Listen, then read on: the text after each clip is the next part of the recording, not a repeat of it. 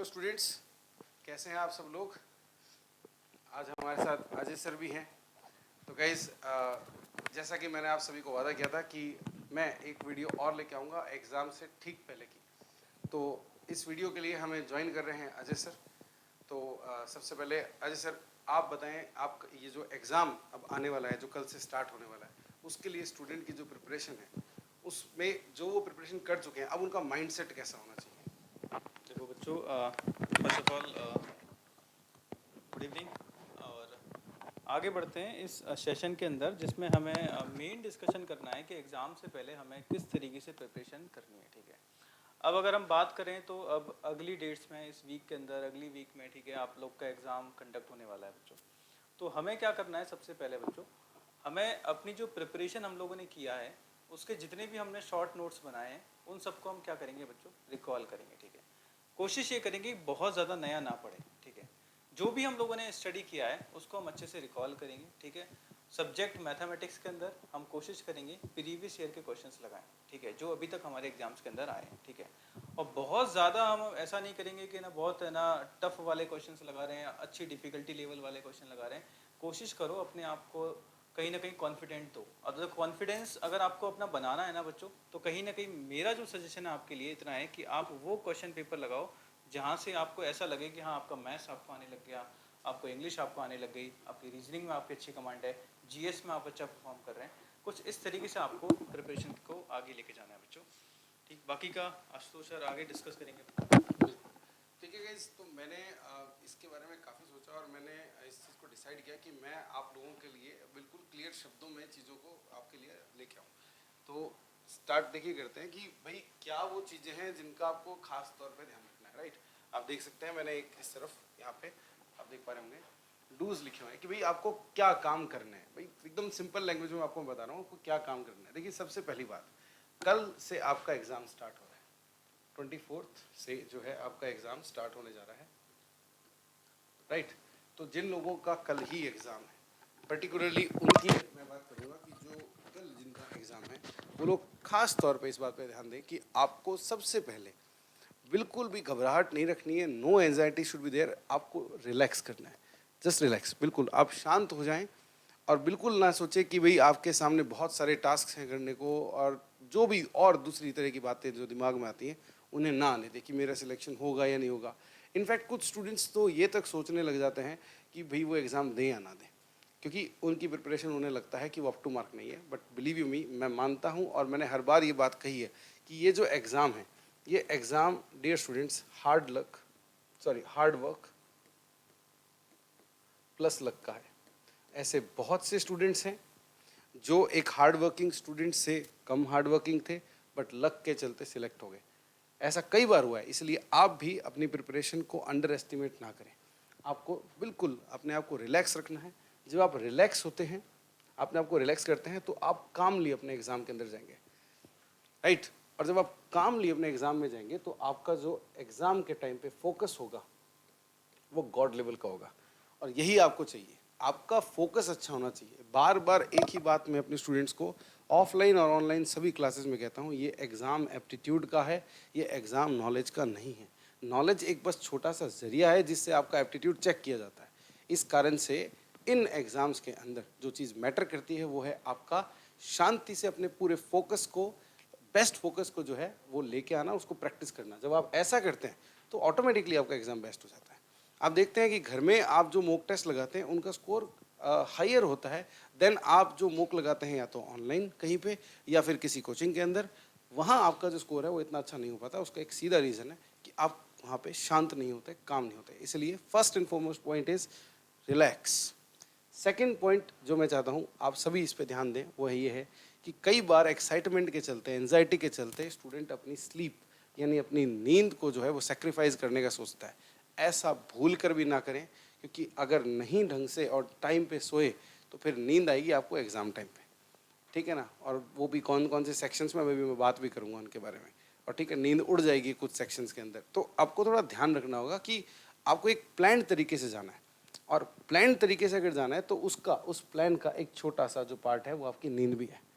क्योंकि जब हम एक साउंड स्लीप ले लेते हैं उसके बाद 1 सेकेंड आपके दिमाग का जो फोकस होता है वो एक अलग लेवल पे चले जाता है और वही आपको चाहिए, जैसा कि मैंने कहा।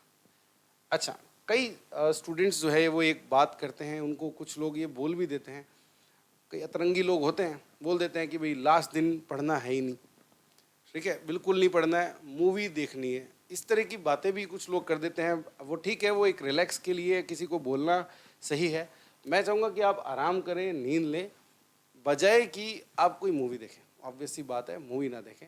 इनफैक्ट मैं कहूँगा कि आप अपने ऊपर द लीस्ट प्रेशर डालते हुए, द लीस्ट, बिल्कुल भी प्रेशर नहीं होना चाहिए, होना ही नहीं चाहिए प्रेशर, नो प्रेशर के साथ में ऐसा पार्ट रिवाइज करें जो आपने पहले से रिवाइज कर रखा है। जैसा कि आपको सर ने अभी थोड़ी देर पहले बताया, जो आपने शॉर्ट नोट्स बनाए हैं उनको रिवाइज करें। कुछ ऐसा स्टार्ट करें जिसको आप गिवन टाइम में फिनिश कर सकें। वेरी वेरी इंपॉर्टेंट, इस बात पर ध्यान देना। अब पर्टिकुलरली अगर मैं इंग्लिश की बात करूं, सर ने आपको मैथ्स के लिए तो बता ही दिया था, पर्टिकुलरली मैं इंग्लिश की बात करूं तो मैं सभी स्टूडेंट्स को कहता हूं कि अगर आप अपनी प्रिपरेशन पक्का करना चाहते हो तो आपकी प्रिपरेशन के टाइम इंग्लिश के अंदर वोकेबलरी के लिए आपको एक अलग से नोटबुक बनानी होती है। और इस नोटबुक के अंदर आपको वो वर्ड्स लिखने होते हैं जो जब आपने एनकाउंटर किए आप उन्हें अटेम्प्ट नहीं कर पाए या आप उनका सही जवाब नहीं दे पाए। जब आप इन वर्ड्स की नोटबुक बहुत सारी बना लेते हैं या एक अच्छी नोटबुक बना लेते हैं जिसमें बहुत सारे वर्ड्स होते हैं, यही वो नोटबुक है जो आपको बहुत ही तेज तरीके से क्या करनी होती है, रिवाइज करनी होती है। दैट इज़ ऑल, बस इतना सही है। उसके बाद में फर्दर हम देखते हैं, finalize the strategy and stick to it. ध्यान से सुनिए, finalize the strategy and stick to it, very very important point. आपको मानना और समझना होगा इस बात को कि एग्ज़ाम से एक दिन पहले आपको कोई नई स्ट्रेटजी नहीं बनानी है। आप जो स्ट्रेटजी बना चुके हैं उस स्ट्रेटजी के साथ में आगे बढ़ें, बिल्कुल भी चेंज ना करें, राइट।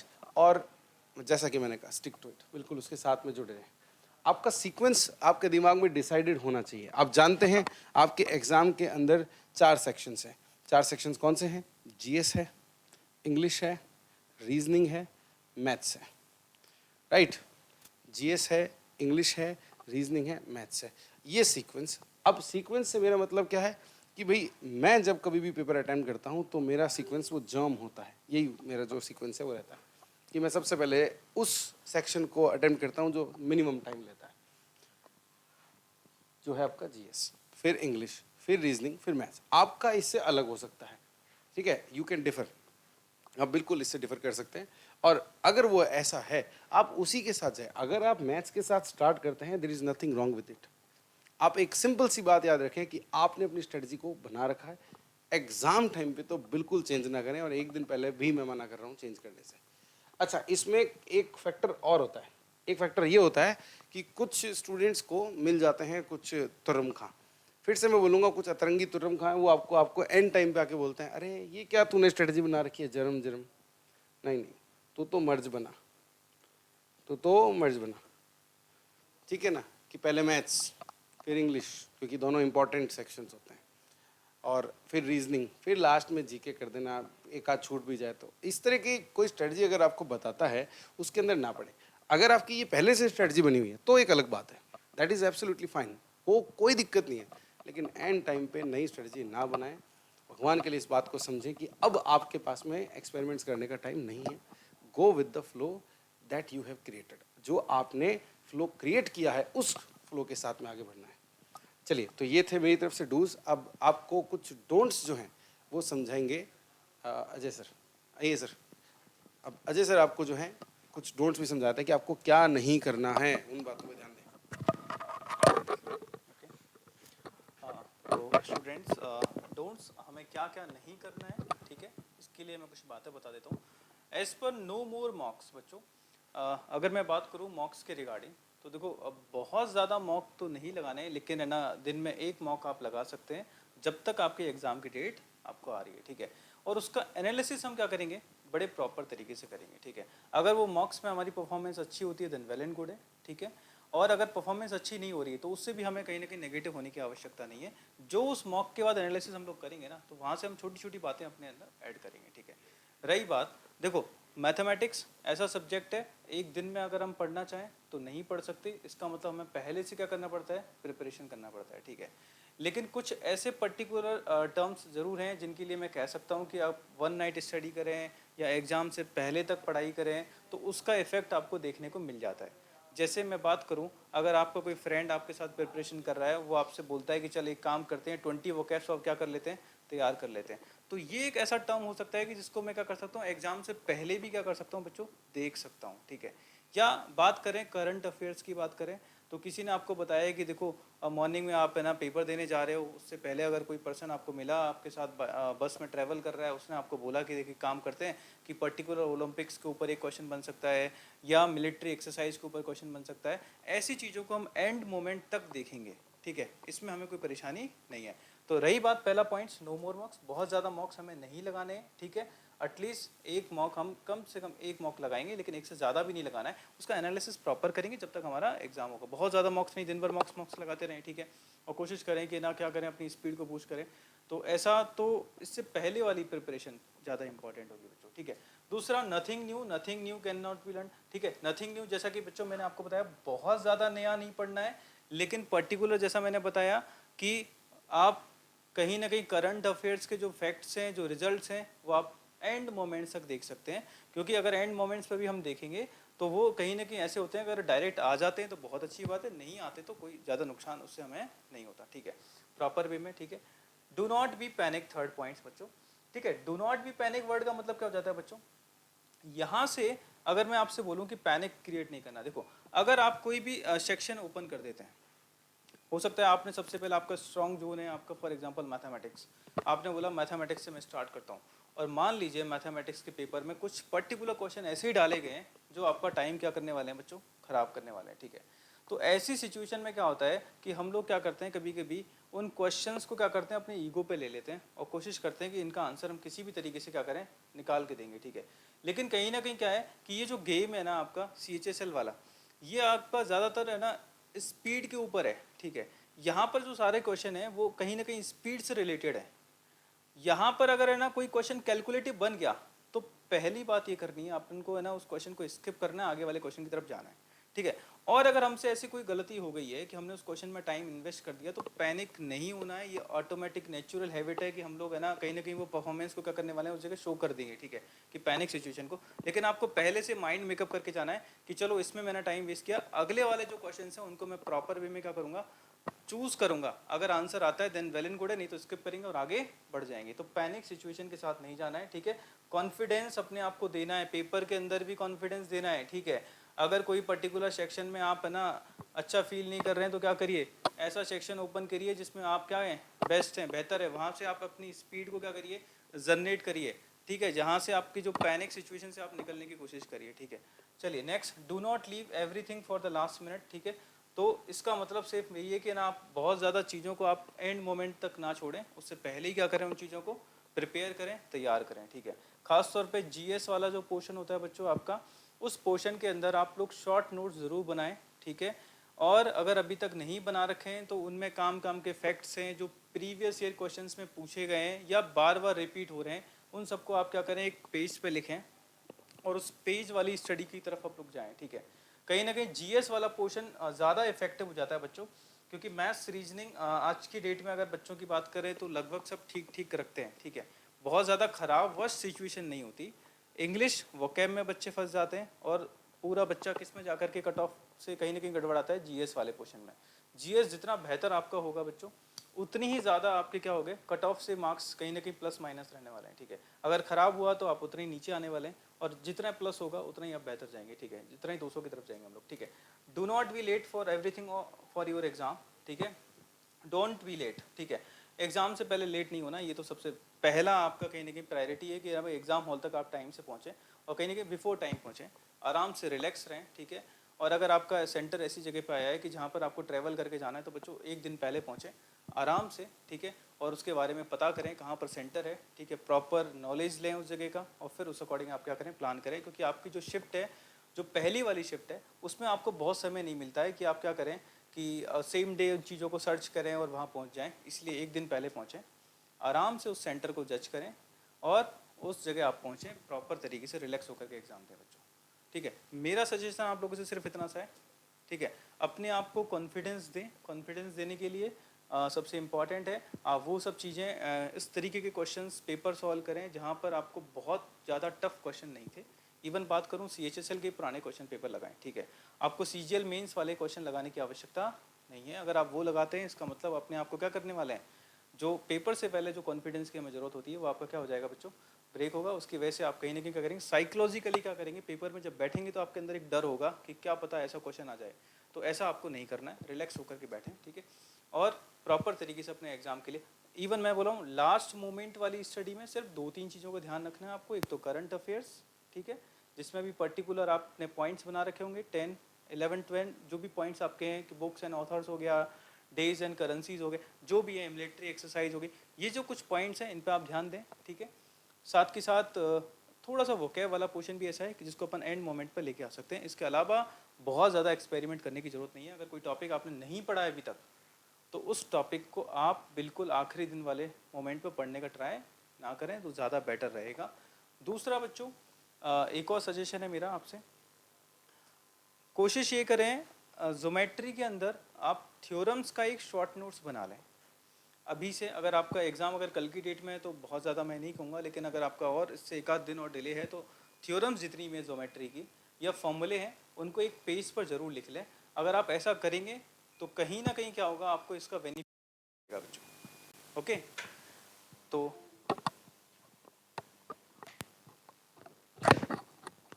चलिए आगे की जो बातें हैं मैं जल्दी से फिनिश कर देता हूँ। वैसे अजय सर ने आपको डिटेल में सारी चीज़ें समझा ही दी है। उससे आगे बस एक ही बात बताना चाह रहा हूँ मैं कि आपको जो है एग्ज़ाम हॉल की जो मिस्टेक्स है वो ये वाली नहीं करनी। क्या है वो मिस्टेक्स?